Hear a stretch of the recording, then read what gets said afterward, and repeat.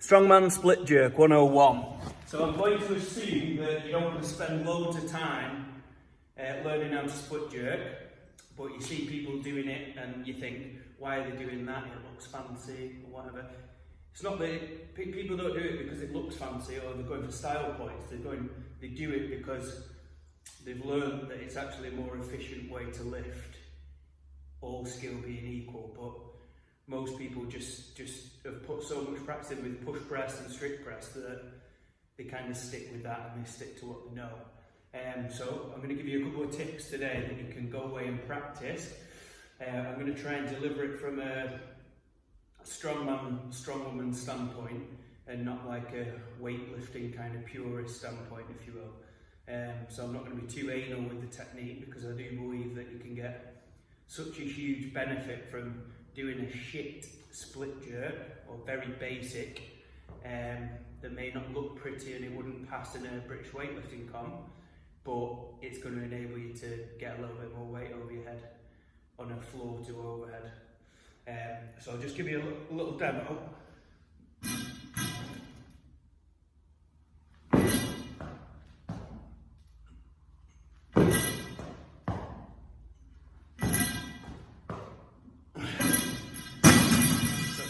Reps there.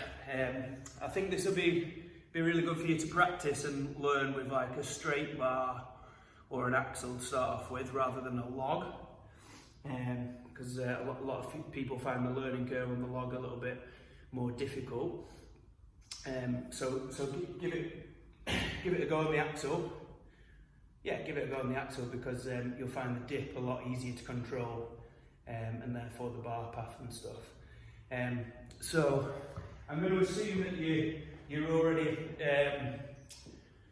technically proficient with push pressing, because if you are, then you're probably going to likely going to benefit from the split jerk more than somebody who is a bit more relies on strict press a little bit more. So if you feel like you rely on strict press a little bit more than push press, then go and have a look at one of my earlier videos and I talk about how to optimise your strict press / push press for strongman, and that would probably be the step to do before giving this stuff a go. Right, so I'm going to give you a couple of pointers to try and go for on the split jerk. So you want to start in an athletic stance, so something that in a stance that's powerful. So I like to teach people the stance where they start to push press or jerk is where if you were going to jump up to the ceiling, like where would you be with your feet? So for me, it's feet about hip width apart. You can probably see, you might be able to see my toes pointing out quite a bit. That's absolutely fine. So I'm going to go for that, and then I'm going to dip. That sorts out my dip position.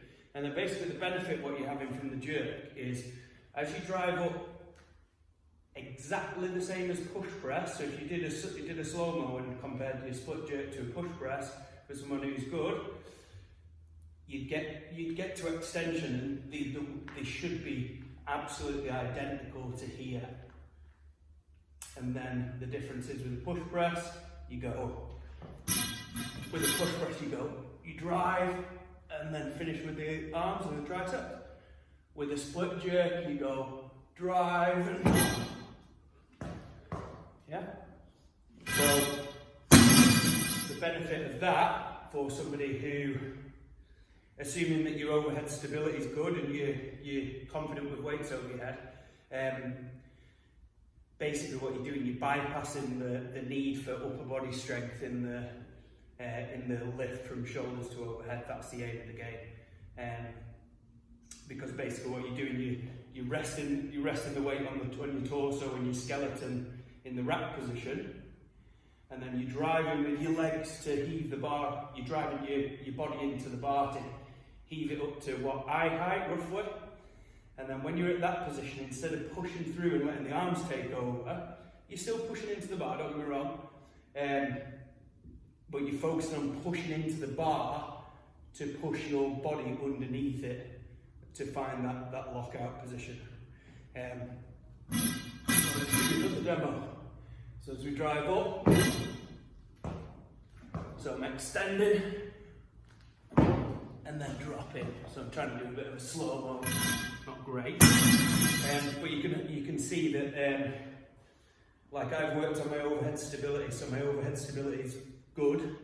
I'm confident stabilising a weight that's actually heavier than my max over my head, which is very beneficial for jerks, because then you're going to have more confidence that if you can get underneath any kind of load, whether it be in this position, whether it be in a power jerk position, that you're not going to be worried about stabilising the weight. So I've got a couple of little cues for you to practice. Just see how long with it. Oh, you've got plenty of time. A couple of little things that we want to practice is the width that you're starting with your feet apart. We want to roughly.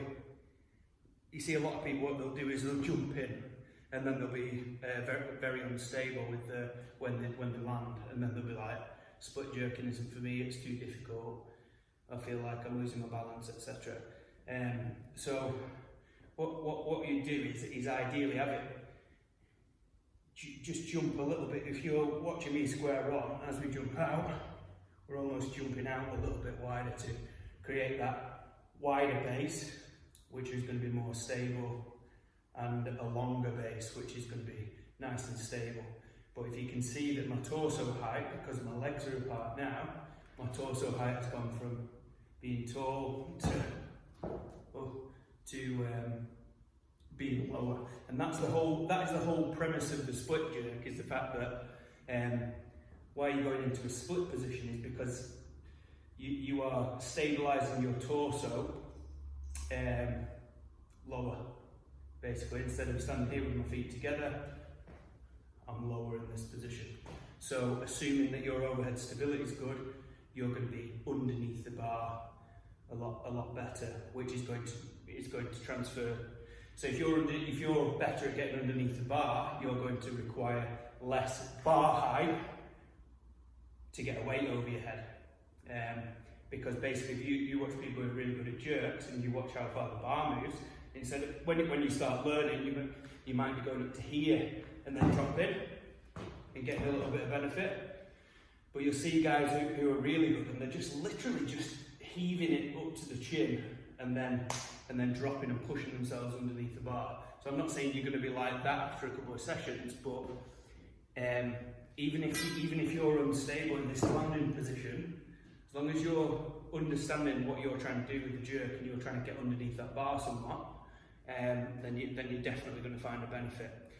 So another little thing another little common error that I see with people trying to jerk. So we've covered the getting your feet a little bit wider so you're stable in the landing position. Another common little error is people seem to either jump backwards or jump forwards, right?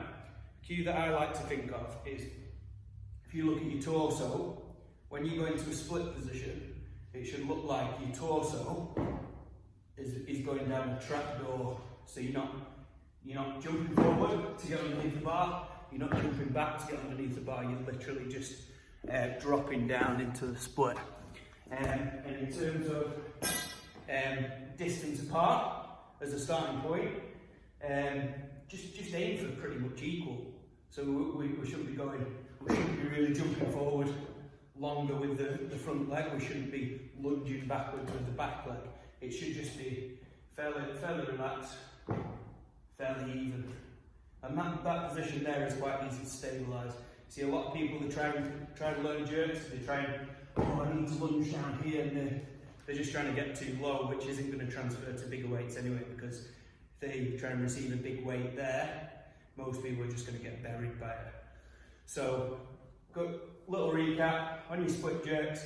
So, landing position, feet a little bit wider than your start position, which is your powerful your athletic stance.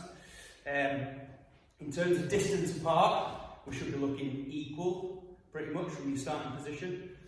And then torso should just go vertically down like you're going down a trapdoor.